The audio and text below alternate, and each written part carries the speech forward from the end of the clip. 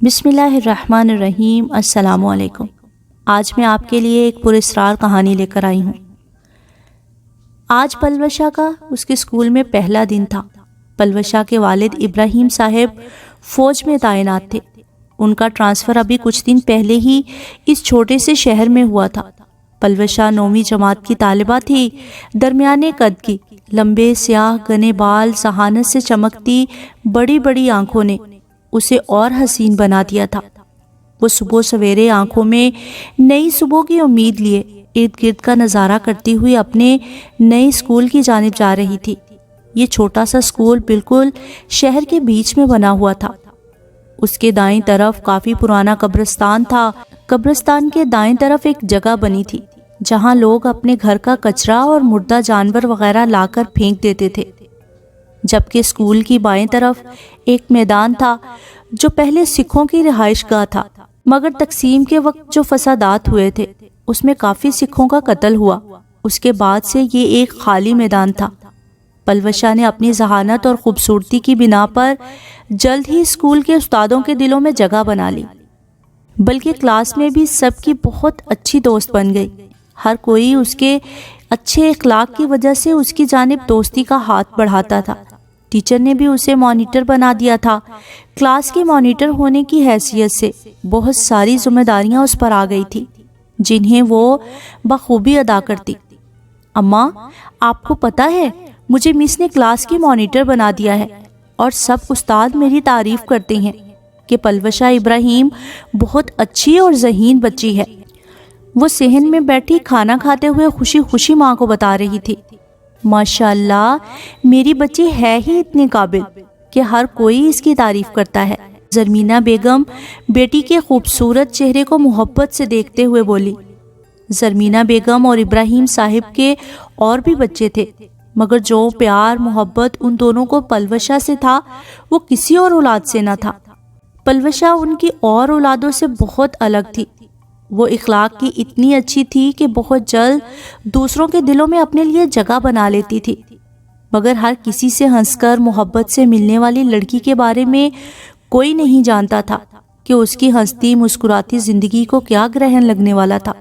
اس روز بھی چھٹی ہونے کے بعد پلوشا ٹیچر کو سب اسٹوڈنٹس کی کاپیز اسٹاف روم میں دے کر آنے کے بعد کلاس میں اپنا بیگ پیک کرنے لگی۔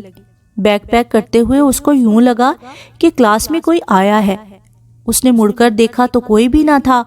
اس بات کو وہ اپنا وہم سمجھ کر بیگ اٹھا کر کلاس کے دروازے کی جانب بڑھی کہ اچانک اسے کوئی سایہ سا کلاس کے دروازے کے سامنے سے تیزی سے گزرتا ہوا نظر آیا۔ یہ کون تھا اور وہ بھی اتنی تیزی سے گزرا؟ پلوشا یہ سوچتے ہوئے کلاس سے باہر نکل کر ادھر ادھر دیکھنے لگی، مگر اسے کوئی نظر نہ آیا۔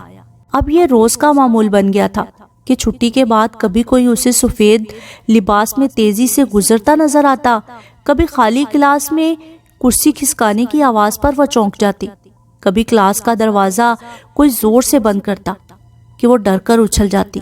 اور یہ سب اس کے ساتھ تب ہوتا جب چھٹی ہو جاتی، یعنی وہ اکیلی ہوتی۔ اب پلوشا کو ڈر لگنے لگا تھا۔ بابا، پتہ نہیں میرے ساتھ کیا ہو رہا ہے، ایسے لگتا ہے جیسے کوئی ہے اسکول میں جو مجھے اکیلا دیکھ کر ڈرانے کی اور تنگ کرنے کی کوشش کرتا ہے۔ پلوشا رات میں ابراہیم کے پاس بیٹھی اپنے ساتھ ہونے والی باتوں کا ذکر کر رہی تھی۔ بیٹا، یہ تمہارا وہم ہے، ورنہ دیکھ لو کتنا پرانا اسکول ہے، اور نہ کبھی کوئی ایسی شکایت آئی، بلکہ لوگ تو بہت تعریف کرتے ہیں اس اسکول کی۔ ابراہیم صاحب بیٹی کو تسلی دیتے ہوئے بولے، بابا اسکول بہت اچھا ہے، میں اسکول کو نہیں بول رہی، پر جو میرے ساتھ سب ہو رہا ہے میں آپ کو وہ بتا رہی ہوں۔ دیکھو بیٹا، اچھی بری چیزیں تو ہر جگہ ہوتی ہیں، اور ان سے تو انکار نہیں کہ یہ موجود نہیں۔ بعض دفعہ یہ اپنا آپ ظاہر کر جاتی ہیں، مگر ان سے ڈرنے کی ضرورت نہیں۔ تم اشرف المخلوقات میں سے ہو، اور انسان کو اللہ نے تحفے میں اپنا کلام پاک عطا کیا ہے جو ہر ڈر ہر پریشانی میں ہمارا معاون ساتھی ہے۔ ابراہیم صاحب بیٹی کے سر پر پیار سے ہاتھ پھیرتے اسے سمجھاتے ہوئے بولے۔ موسم صبح سے ہی خراب تھا، لگ رہا تھا کہ بہت طوفانی بارش ہونے والی تھی۔ اس روز پلوشا کا بہت ضروری ٹیسٹ تھا، ورنہ موسم کے تیور دیکھ کر اس کا دل نہیں تھا کہ وہ اسکول جائے۔ آج اتنے برس گزر جانے کے بعد بھی پلوشا سوچتی ہے کہ کاش وہ اس دن اسکول نہ گئی ہوتی، نہ اس کی زندگی میں اتنا بھونچال آتا۔ بس یہیں سے پلوشا کی زندگی بدل گئی تھی۔ یار کیا فائدہ ہوا آ جانے کا، مس تو آئی نہیں، سیما بیزار لہجے میں پلوشا سے بولی۔ ٹھیک بول رہی ہو، آج تو میرا بھی دل نہیں تھا آنے کا، اوپر سے دیکھو بچے بھی کتنے کم آئے، ہم ہی پاگل تھے جو آ گئے ایسے موسم میں۔ پلوشا کھڑکی سے باہر برستی طوفانی بارش کو فکر مندی سے دیکھتے ہوئے بولی، مجھے تو فکر ہو رہی ہے پلوشا، ہم گھر کیسے جائیں گے؟ کیونکہ جس راستے سے ہم گھر جاتے ہیں ادھر سے تو گزر بھی نہیں سکتے، اتنا پانی ہے وہاں۔ اچھا چلو دیکھتے ہیں نکل کر۔ پلوشا اس کا ہاتھ پکڑ کر اسے اسکول سے باہر لے آئی۔ آج ہم ایسا کرتے ہیں، میدان کی طرف سے چلے جاتے ہیں گھر کے لیے، ادھر سے ہم پھر بھی آسانی سے گھر جا سکتے ہیں، پلوشا سوچتے ہوئے بولی۔ مگر پلوشا ادھر سے تو کوئی بھی نہیں گزرتا۔ سیما خوف زدہ لہجے میں پلوشا کو دیکھتے ہوئے بولی، ارے یار کچھ نہیں ہوتا، چلو نا۔ وہ سیما کا ہاتھ پکڑ کر اتنی تیز بارش میں میدان کی طرف چل دی۔ میدان سے گزرتے ہوئے ایک سرد سی لہر تھی جو پلوشا کو اپنی ریڑھ کی ہڈی میں اترتی ہوئی محسوس ہوئی۔ کیسی ہو پلوشا کی سرگوشی اسے اپنے کانوں میں سنائی دی۔ اس نے گھبرا کر اپنی اطراف میں دیکھا مگر وہاں ان دونوں کے سوا کوئی نہ تھا۔ اب پلوشا پر گھبراہٹ طاری ہو گئی۔ وہ سیما کا ہاتھ پکڑ کر تیز تیز قدموں سے اس میدان سے نکل کر گھر کی جانب بڑھ گئی۔ گھر آنے کے بعد پلوشا پر ایک عجیب کیفیت تھی جس کو وہ سمجھ نہیں پا رہی تھی۔ رات کے کسی پہر اس کی آنکھ کھلی تو اس کو سردی کا احساس ہونے لگا۔ وہ ابھی یہی سوچ رہی تھی کہ ابھی اٹھ کر چادر لیتی ہوں کہ اس کی آنکھ لگ گئی، مگر اچانک ایک عجیب سے احساس پر اس کی آنکھ کھلی تو اپنے اوپر تنی سفید چادر کو دیکھ کر ڈر گئی اور اٹھ کر بیٹھ گئی۔ یہ کس نے اڑائی مجھے؟ اور یہ تو ہمارے گھر کی چادر بھی نہیں۔ وہ چادر کو بغور دیکھتے ہوئے بولی اور ڈر کر وہ چادر دور پھینک دی۔ پھر اس کو نیند آ گئی تھی اور جب صبح بیدار ہوئی تو وہ چادر کمرے سے غائب تھی۔ اس روز کلاس میں پلوشا کو اپنی طبیعت ٹھیک نہیں لگ رہی تھی، نہ پڑھنے کو اس کا دل چاہ رہا تھا۔ وہ اسکول میں سارا وقت غائب دماغی سے رہی۔ چھٹی کے وقت کلاس بند کرتے ہوئے اس کی نظر اندر کلاس میں پڑی تو دہشت سے اسی آنکھیں پھٹ گئیں۔ اندر کلاس میں 3 عورتیں سفید لباس میں کھڑی پلوشا کی جانب مسکرا کر دیکھ رہی تھی۔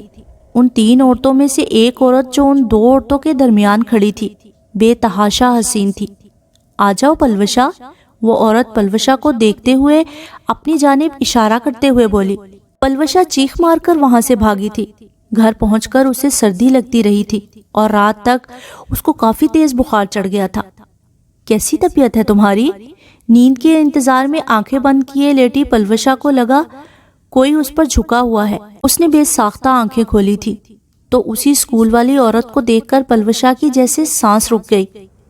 کون ہو تم اور کیا چاہتی ہو؟ پلوشا اٹھ کر بیٹھتے ہوئے لرزتے لہجے میں بولی۔ اس کا جسم سوکھے پتے کی طرح لرز رہا تھا۔ میرا نام ماہ زیب ہے، میں مصر کی رہنے والی ہوں۔ تم نے مجھے آج جن 2 عورتوں کے ساتھ دیکھا تھا وہ میری سہیلیاں ہیں، گیتا اور سریتا، جو پہلے اس میدان میں جو سکھوں کی رہائش گاہ تھی وہاں رہا کرتی تھی، مگر فسادات کے دوران ان کے گلے کاٹ کر قتل کر دیا گیا تھا۔ پلوشا پھٹی پھٹی آنکھوں سے خوف سے اپنے سامنے بیٹھی عورت کو سن رہی تھی۔ اور تم؟ پلوشا نے اپنے سوکھے لبوں پر زبان پھیرتے ہوئے لرزتے لہجے میں پوچھا۔ میں رمل کی جادوگرنی تھی، وہاں پر جادو کی استاد مانی جاتی تھی۔ 2 سال پہلے میں بھی زندہ لوگوں میں شمار ہوتی تھی۔ ماں زیب کی اس بات پر پلوشا بے ہوش ہو گئی تھی۔ کیا ہو گیا میری بچی کو؟ بار بار بے ہوش ہو جاتی ہے، زمینہ بیگم روتے ہوئے بیٹی کا ماتھا چومتے ہوئے فکر مند لہجے میں بولی تھی۔ ڈاکٹر بول تو رہا ہے کہ اس دن بارش میں بھیگنے کی وجہ سے بخار ہو گیا ہے، تم زیادہ فکر نہ کرو، ابراہیم صاحب بیگم کو تسلی دیتے ہوئے بولے تھے۔ گزشتہ 2 ہفتوں سے پلوشا اسکول نہیں گئی تھی۔ اب جو وہ اسکول گئی تو سبھی اساتذہ اور دوست اس کی خیریت پوچھ رہے تھے، مگر وہ چپ سی تھی، بلکہ سیما نے جو چیز اس کے علاوہ محسوس کی وہ اس کے انداز میں سرد مہری تھی۔ ماہ زیب اس رات ایک بار پھر پلوشا کے پاس آ گئی تھی۔ پلوشا اس کو دیکھتی ہی رہ گئی تھی۔ وہ تھی ہی اس قدر حسین، شفاف سفید رنگت جن پر گلابیاں بکھری ہوئی تھی۔ کانچ کی طرح کی نیلی چمکتی آنکھیں، گڑیا جیسے بال، مصری لباس، لمبی سی خوبصورت میکسی، بازو میں بازو بند باندھی ہوئی جس پر خوبصورت پتھر نصب تھا۔ اس پتھر پر سانپ کی شبیہ بنی ہوئی تھی اور ایسا ہی اس کے گلے میں دل کے شیپ کا لاکٹ تھا اور اس لاکٹ میں بھی سانپ کی شبیہ بنی ہوئی تھی۔ پلوشا کو اس سے خوف محسوس نہ ہوا تھا، وہ اس کے حسن کے سحر میں کھو سی گئی تھی۔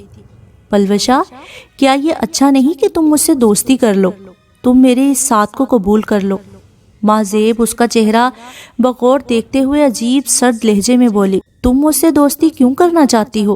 پلوشا بے اختیار پوچھ بیٹھی، میں یہاں گیتا اور سریتا سے ملنے آئی تھی، مگر جب سے تم کو دیکھا ہے تم بہت اچھی لگی ہو، تمہارے لمبے گھنے بال اور تمہاری ذہانت کہ میرا دل واپس پلٹنے کو نہیں چاہا۔ اور پھر اس رات کے بعد ایک عجیب بات دیکھی گئی کہ جو کام گھنٹوں میں کرنے کے ہوتے ہیں پلوشا وہ منٹوں میں کر دیتی۔ اب اسکول میں وہ گمسم سی رہتی، کسی سے پہلے جیسی بات چیت نہ رہی تھی۔ اس کے رویے کی بنا پر سب آہستہ آہستہ اس سے دور ہو گئے تھے۔ گھر میں بھی یہ عالم ہو گیا تھا کہ اگر وہ کمرے میں بیٹھی ہے تو دن سے رات ہو جاتی تھی۔ ایسا لگتا جیسے پلوشا کو اندھیرے سے محبت ہو گئی تھی۔ وہ اب ہر وقت کمرے میں اندھیرا کیے رکھتی۔ پلوشا کے ان حرکات اور معاملات کو سب سے پہلے ابراہیم صاحب نے نوٹ کیا اور وہ پہلی بار اپنی بیٹی کی ان حرکات و سکنات کو لے کر فکر مند ہوئے، ورنہ وہ ابھی تک اس کی طبیعت کی خرابی ہی سمجھ رہے تھے، مگر اب ان کو کوئی اور ہی بات لگ رہی تھی۔ پلوشا بیٹی، تم اس طرح سے کیوں بیٹھی ہو؟ وہ اس کے کمرے میں آ کر لائٹیں جلاتے ہوئے بولے، اس طرح سے کیوں اندھیرے میں بیٹھی رہتی ہو؟ ابراہیم صاحب بیٹی کے پاس بیڈ پر بیٹھتے ہوئے اس کا چہرہ دیکھنے لگے۔ پلوشا خالی خالی آنکھوں سے باپ کو دیکھنے لگی۔ وہ اس کی آنکھوں میں پھیلی ویرانی کو دیکھ کر دھک سے رہ گئے۔ ان کو کچھ اور ہی معاملہ لگنے لگا۔ وہ کچھ سوچتے ہوئے اس کے سر پر پیار سے ہاتھ پھیرتے ہوئے کھڑے ہو گئے۔ پلوشا، میں تمہیں چھوڑ کر نہیں جاؤں گی، یہ بات یاد رکھنا تو۔ ابراہیم صاحب کے جاتے ہی ماں زیب آ گئی اور پلوشا کے برابر بیٹھتی ہوئی بولی، آج رات میں تمہیں کہیں لے کر جاؤں گی، تم مجھے چھوڑ کیوں نہیں دیتی ہو؟ میری زندگی عذاب کر دی ہے تم نے۔ پلوشا چیخ کر بولی، چھوڑوں گی تو اب میں تمہیں کبھی بھی نہیں۔ تمہارا ساتھ تو میرا عشق ہے، شوق ہے، اور میرا ساتھ تمہاری مجبوری۔ تم کچھ بھی کر لو میرا ساتھ نہیں چھوڑ پاؤ گی۔ یہ کہہ کر ماں زیب نے کہکہا لگایا تھا، اب چلو میرے ساتھ۔ وہ اس کا ہاتھ پکڑ کے بولی، کہاں لے کر جا رہی ہو مجھے؟ پلوشا خوفزدہ ہو کر بولی۔ اس کی بات پر ماں زیب نے اسے گھور کر یوں دیکھا کہ پلوشا کو لگا جیسے اس کی آنکھوں سے شعائیں سی نکل رہی ہیں، اور اسے محسوس ہوا کہ اس کی زبان بند کر دی گئی ہے۔ ماں زیب پلوشا کا ہاتھ پکڑ کر اسے قبرستان میں لے آئی تھی۔ پلوشا کو یوں لگا تھا کہ ماں زیب اس کا ہاتھ پکڑ کر چل نہیں رہی تھی بلکہ ہواؤں میں اڑ رہی تھی۔ اب وہ دونوں بہت سی قبروں کے درمیان کھڑی تھی۔ تم اب آنکھیں بند کر لو۔ ماں زیب کے کہتے ہی پلوشا نے اپنی آنکھوں کو بند کر لیا اور ذرا دیر بعد اس نے ماں زیب کے کہنے پر اپنی آنکھوں کو کھولا تو خود کو احرام مصر کے اطراف میں پایا۔ آؤ میرے ساتھ۔ وہ اس کو لے کر ایک مقبرے کی سیڑھیاں اترنے لگی۔ اندر نیچے جا کر پلوشا کو یوں لگا جیسے وہ کسی اور ہی دنیا میں چلی آئی ہو، جہاں پر مرد و خواتین مصری لباس زیبتن کیے ادھر سے ادھر گھوم رہے تھے۔ میں تم لوگوں سے اپنے دوست کو ملانے لائی ہوں۔ ماں زیب وہاں موجود لوگوں سے مخاطب ہوئی تھی۔ اس کے مخاطب کرنے پر وہ سب پلوشا کی جانب متوجہ ہو کر اسے خوش آمدید کہنے لگے تھے۔ تم اپنی اس دوست کو بھی ہمیشہ کے لیے یہاں لے آؤ۔ ایک مصری عورت پلوشا کو دیکھتے ہوئے ماں زیب سے بولی، ہاں بہت جلد لاؤں گی۔ ماں زیب پلوشا کا ہاتھ زور سے دباتے ہوئے بولی اور پھر واپس پلٹ گئی۔ تھوڑی ہی دیر بعد پلوشا نے خود کو قبرستان میں پایا تھا اور پھر گھر پر۔ کیسے لگے تمہیں میرے لوگ؟ ماں زیب نے پلوشا کو لٹا کر اس کا سر سہلاتے ہوئے پوچھا تھا۔ پلوشا بے بسی سے بس سر ہلا کر رہ گئی تھی۔ اس کو لگتا تھا کہ اس کا اپنا آپ اب اپنا نہیں رہا بلکہ ماں زیب کا ہے۔ اس کی ہر چیز پر وہ قابض ہو گئی تھی۔ پلوشا اپنی زبان سے کسی کو اپنے اوپر بیتنے والی باتیں نہیں بتا پاتی تھی، اور پھر دیکھتے ہی دیکھتے وہ نیند کی گہری وادیوں میں اتر گئی تھی۔ رات کے کسی پہر ابراہیم صاحب کی پیاس کی شدت سے آنکھ کھلی تھی۔ وہ کچن میں پانی پی کر واپس پلٹ رہے تھے کہ کچن کے دروازے میں کھڑی عورت کو دیکھ کر ڈر گئے تھے۔ کون ہو تم؟ انہوں نے کانپتی آواز میں پوچھا۔ میں ماں زیب ہوں، پلوشا کی دوست۔ آپ کو یہ خبردار کرنے آئی ہوں کہ آپ اگر مجھے اس سے دور کریں گے تو نتائج کے ذمہ دار خود ہوں گے۔ وہ ان کو دھمکی دے کر غائب ہو گئی تھی۔ ابراہیم وہیں کھڑے کھڑے پسینے میں بھیگ گئے تھے۔ وہ آج ہی تو عشاء کی نماز کے بعد مولوی صاحب سے ملے تھے اور پلوشا کی کیفیت بتا کر انہیں گھر آنے کو کہا تھا۔ وہ پوری رات ابراہیم صاحب کی آنکھوں میں کٹی تھی۔ انہیں خود سے زیادہ اپنی بیٹی کی فکر تھی کہ اس کو کچھ نہ ہو جائے۔ فجر کے وقت جا کر آنکھ لگی تو صبح عجیب سے شور سے ان کی آنکھ کھلی تھی۔ یہ شور کیسا ہے؟ کمرے سے باہر آ کر انہوں نے پوچھا تھا۔ آپ خود چل کر دیکھیے۔ زرمینہ بیگم کے چہرے پر گھبراہٹ اور آنکھوں میں آنسو تھے۔ وہ ان کو لے کر گھر کے پچھلے حصے میں لے آئی جہاں پرندے پال رکھے تھے۔ ان پرندوں کو کسی نے بری طرح سے کاٹ پیٹ کر نہایت درندگی کے ساتھ ڈالا ہوا تھا۔ ابراہیم صاحب سمجھ گئے کہ یہ سب ماں زیب کا کیا ہے، اور اس کی دھمکی صرف دھمکی نہ تھی، اس نے ان کو یہ سب کر کے دکھایا تھا۔ ابراہیم صاحب فوراً ہی مسجد گئے تھے اور مولوی صاحب کو ساری تفصیل بتائی تھی۔ مولوی صاحب نے ظہر کی نماز کے بعد ان کے گھر آنے کا وعدہ کیا تھا۔ مولوی صاحب کے گھر آتے ہی پلوشا جو اپنے کمرے میں تھی بری طرح سے چیخنے اور چلانے لگی تھی۔ اس کے منہ سے ایسی آوازیں نکل رہی تھیں جیسے کوئی جانور ذبح کر رہا ہو۔ اس کے سب بہن بھائی خوف سے اس کو دیکھ رہے تھے۔ زرمینہ بیگم کا بیٹی کی حالت دیکھ کر رو رو کر برا حال تھا۔ مولوی صاحب کلام پاک پڑھتے ہوئے پلوشا کے کمرے میں داخل ہوئے تھے کہ اچانک پلوشا نے ان پر حملہ کر کے ان کو زخمی کر دیا تھا۔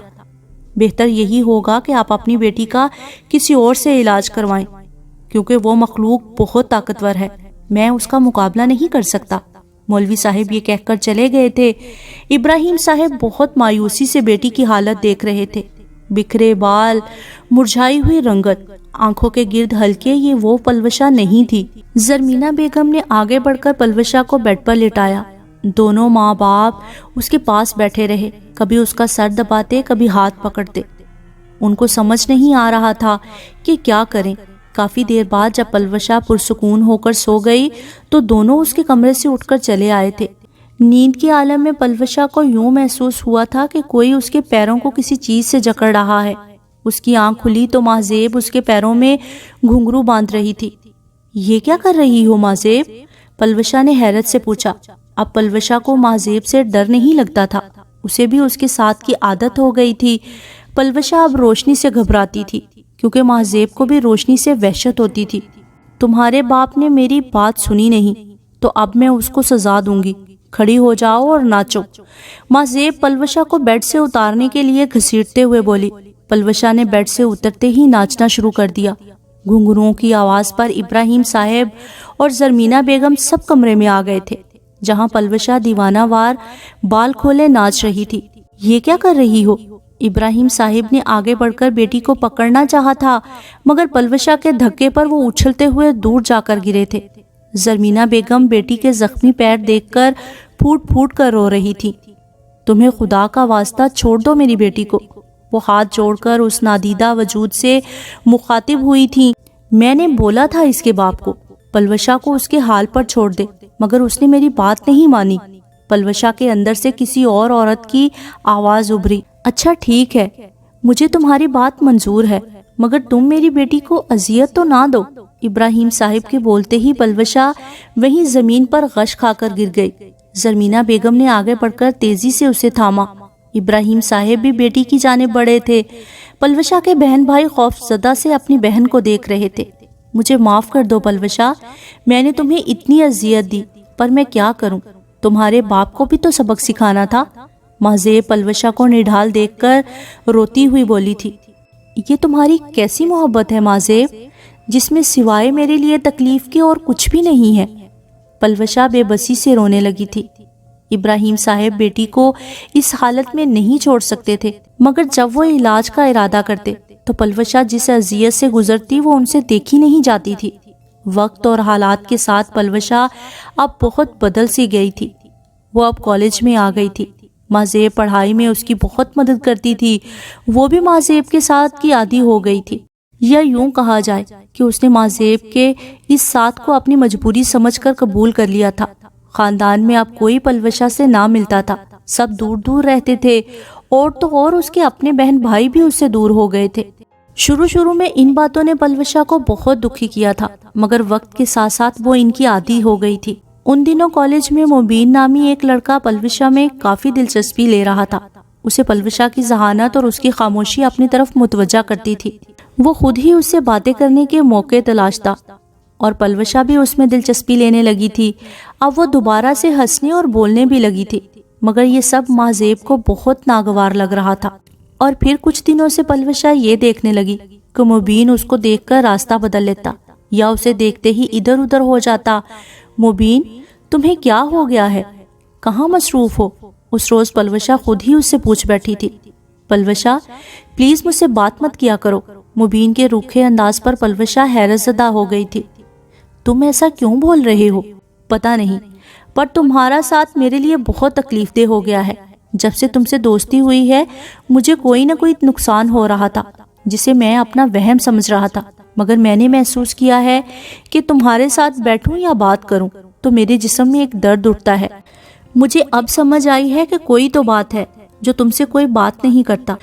مبین کی یہ باتیں سننے کے بعد پلوشا آنکھوں میں آنسو لیے اسے جاتا دیکھتی رہی۔ کیوں کر رہی ہو تم میرے ساتھ ایسا؟ رات ماں زیب کو اپنے پاس دیکھ کر پلوشا چیخی تھی۔ تم کیا مجھے جینے نہیں دو گی؟ مجھے کوئی حق نہیں کسی خوشی کا؟ پلوشا پھوٹ پھوٹ کر روتے ہوئے بولی۔ تم صرف میری ہو پلوشا، اور کسی کی نہیں۔ تمہاری زندگی میں ایک وقت ایسا آئے گا جب تمہیں زندوں سے نفرت ہو جائے گی، تم کو روحیں اچھی لگنے لگیں گی، تم کو مرے ہوئے لوگ دیکھنا اچھا لگے گا۔ ماں زیب دھیرے سے اس کے کان میں سرگوشی کرتے ہوئے بولی تھی، ادھر آ جاؤ، وہاں نہیں جاؤ۔ عمر پلوشا کو دیکھ کر اس کی طرف بڑھا تو خالہ اس کا ہاتھ پکڑ کر آہستگی سے بولی، کیوں اماں، کیوں نہ جاؤں پلوشا آپی کی طرف؟ 8 سالہ عمر ماں سے پوچھنے لگا۔ کیونکہ یہ پاگل ہے، سب کو مارتی ہے۔ 10 سالہ ہانیہ پلوشا کو دیکھ کر بولی۔ یہ باتیں سن کر پلوشا تیزی سے اپنے کمرے کی جانب بڑھ گئی تھی۔ تم اتنی اداس کیوں بیٹھی ہو؟ ماں زیب نے بہت محبت بھرے لہجے میں پلوشا سے پوچھا تھا۔ دور ہو جاؤ تم یہاں سے، یہ سب تمہاری وجہ سے ہو رہا ہے، سب نے مجھے چھوڑ دیا ہے، پر میں تو تمہارے ساتھ ہوں نا، اور میں نہیں چاہتی کہ میرے علاوہ اور کوئی تمہارے ساتھ ہو۔ اچھا تم ناراض نہ ہو، میں تمہیں ناراض نہیں دیکھ سکتی، چلو تم آنکھیں بند کرو۔ ماں زیب کے کہنے پر پلوشا نے آنکھیں بند کر لی، اور جب کھولیں تو خود کو ماں زیب کے ساتھ ایک حسین باغ میں پایا جہاں ہر طرف رنگ برنگ کے خوبصورت خوشبودار پھول تھے۔ پلوشا مسحور کن انداز میں اپنے ارد گرد دیکھنے لگی تھی۔ بس پلوشا، تم ناراض مت ہوا کرو اور رویا بھی نہ کرو۔ میں ایک بات تم کو بتاؤں، انسانوں کی محبت ہمیشہ خسارہ دیتی ہے۔ یہ محبت کی قدر نہیں کرتے، ان کا خود غرضی میں کوئی ثانی نہیں ہوتا۔ ماں زیب نے ٹھیک کہا تھا۔ پلوشا کو اب انسانوں سے وحشت ہونے لگی تھی۔ پلوشا کے برابر والے گھر میں ثانیہ نامی ایک لڑکی رہتی تھی، اس کی کرنٹ لگنے سے موت ہو گئی تھی۔ ثانیہ کی موت کے 2 روز بعد ایک رات پلوشا اپنے کمرے کی کھڑکی سے باہر دیکھ رہی تھی کہ برابر والوں کی چھت پر اسے کوئی کھڑا نظر آیا۔ اس نے غور کیا تو وہ ثانیہ تھی جو اپنے گھر کی چھت پر کھڑی تھی، اور پھر اس کے بعد یہ سلسلہ شروع ہو گیا۔ پلوشا کو وہ لوگ نظر آنے لگے جو اب اس دنیا میں نہیں تھے۔ اس رات ماں زیب پلوشا سے کہہ رہی تھی، پلوشا تم میرا عشق ہو، میں تمہیں نہیں چھوڑ سکتی، تم میرے ساتھ میری دنیا میں جانے پر راضی نہیں اور میں تمہیں چھوڑنے پر راضی نہیں، مگر بہت جلد تم میری دنیا کی طلب کرنے لگو گی۔ پلوشا کو اب وہ لوگ اپنے پاس نظر آتے جو اس دنیا سے چلے گئے تھے۔ وہ آ کر اس سے باتیں کرتے، وہ بھی ان سے باتیں کرتی۔ اب وہ بڑے آرام سے آدھی رات میں قبرستان چلی جاتی۔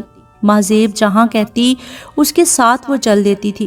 اس روز ابراہیم صاحب گھر میں سورہ بقرہ کی تلاوت کرنے لگے تھے، جس پر پلوشا کی حالت کافی بگڑنے لگی تھی۔ وہ اپنی بیٹی کو یوں نہیں چھوڑ سکتے تھے۔ انہوں نے گھر میں سورہ بقرہ روزانہ پڑھنا شروع کر دی تھی، جس پر ماں زیب شدید ناراض تھی۔ اب پلوشا آدھی آدھی رات کو قبرستان میں پڑی ملتی۔ کبھی وہ اتنا ناچتی کہ ناچتے ناچتے بے ہوش ہو جاتی، مگر ابراہیم صاحب نے سورہ بقرہ کی تلاوت نہیں چھوڑی تھی۔ ان کو اپنے گھر میں سانپ نظر آنے لگے تھے، مگر وہ پڑھتے رہتے تھے۔ ان کو خواب میں کسی نے کہا تھا کہ یہ گھر میں پڑھواؤ اور خود بھی پڑھو۔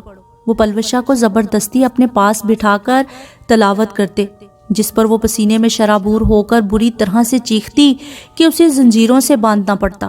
پڑھو پلوشا، تم بھی پڑھو میرے ساتھ، ابراہیم صاحب تلاوت کرتے ہوئے روتے ہوئے بولے۔ وہ اپنی بیٹی کی ایسی حالت پر ٹوٹ گئے تھے، مگر انہوں نے کسی صورت بھی اس ماں زیب سے اپنی بیٹی کا پیچھا چھڑانا تھا۔ بہت مشکلوں سے پلوشا نے ان کے ساتھ تلاوت کرنا شروع کی۔ آہستہ آہستہ وہ نارمل زندگی کی طرف واپس آنے لگی تھی، اور پھر ابراہیم صاحب نے ایک بڑے عامل کے مشورے پر پلوشا کو ملک سے باہر اپنی ایک عزیزہ کے پاس بھیج دیا تھا۔ پلوشا اب امریکہ میں رہتی ہے اور وہاں تعلیم بھی حاصل کر رہی ہے۔ میری اس سے کچھ دنوں پہلے ہی موبائل پر بات ہوئی تھی۔ رک رک کر بولنے والی پلوشا کو مجھے بار بار مخاطب کرنا پڑا تھا۔ ایسا لگتا تھا کہ وہ بات کرتے کرتے کہیں کھو سی جاتی ہے۔ کیا ماں زیب نے تمہیں اب چھوڑ دیا ہے؟ میرے پوچھنے پر وہ چپ سی ہو گئی تھی، مگر جب بولی تھی تو اس کے لہجے کی نمی کو صاف محسوس کیا تھا۔ نہیں فرح، اس نے مجھے نہیں چھوڑا، وہ آج تک میرے ساتھ ہے۔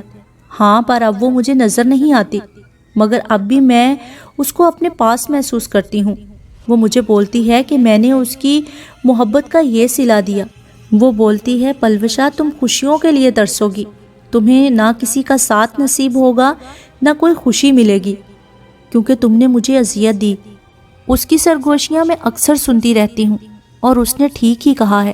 میں یہاں امریکہ میں ایک قابل اسٹوڈنٹ ہوں، مجھے استاد پسند کرتے ہیں، پر مجھ سے کوئی دوستی کا ہاتھ نہیں بڑھاتا، کیونکہ میرے ساتھ سے لوگوں کے نقصان ہوتے ہیں، ان کو جسمانی اذیت ہوتی ہے۔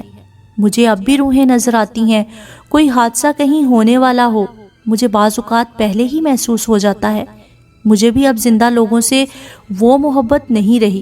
سچ بتاؤں تو مجھے بھی اب اچھا لگتا ہے روحوں کے درمیان رہنا۔ بس میں تم سے ایک بات بولوں گی جو تم سب کو بتانا، کہ کتنی بھی مشکل گھڑی ہو، قرآن پاک کی تلاوت کرو، کیونکہ یہ ہدایت کا سچشمہ ہے۔ بس دعا کیا کرو کہ اللہ مجھے سکون دے، میں بہت بے سکون رہتی ہوں۔ آج بھی اتنے سال گزرنے کے بعد جب چاند کی 13-14 تاریخ آتی ہے تو ماں زیب مجھے وہ اذیت دیتی ہے کہ میری دردناک چیخیں نہیں تھمتی۔ اس کی اس محبت نے مجھے زندگی بھر کا کرب اور اذیت دی ہے، اور اس کے سوا کچھ نہیں دیا۔ آج میں بالکل تنہا اور سب سے دور اس وقت کو روتی ہوں جب میں اس میدان سے گزری تھی۔